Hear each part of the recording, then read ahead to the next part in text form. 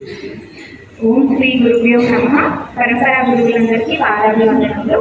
ఇక్కడికి విచ్చేసినటువంటి మహిళామణులకు మరియు గీతావాహిని సభ్యులు అందరికీ కూడా నా నమస్కారాలు. పెద్దలందరికీ కూడా పాదాభివందనాలు తెలియజేసుకుంటున్నాను. మన 9 రోజుల భగవద్గీత పారాయణం అనేది చాలా ఉత్సాహంగా అందరు మహిళామణులందరూ చాలా చక్కగా కలకలలాడుతూ చాలా సంతోషంగా జరుగుతుంది. దీనికి చాలా సంతోషంగా ఉంది. అయితే ఈరోజు భగవద్గీత అంతర్గతంగా కొన్ని ఆధ్యాత్మిక విషయాలను తెలియజేయాలి అని అనుకుంటున్నాను. వీటిలో ముఖ్యంగా 4 విషయాలు. ప్రతి ఒక్కరు కూడా మనం ప్రతిరోజు భగవద్గీత పారాయణంకి వస్తున్నాము.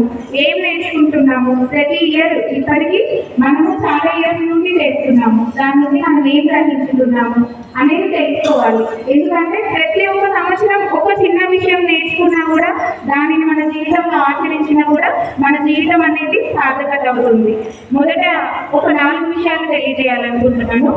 పరమాత్మ మరియు ఆత్మ మరియు త్రిగుణములు మరియు గురువు యొక్క విశిష్టత.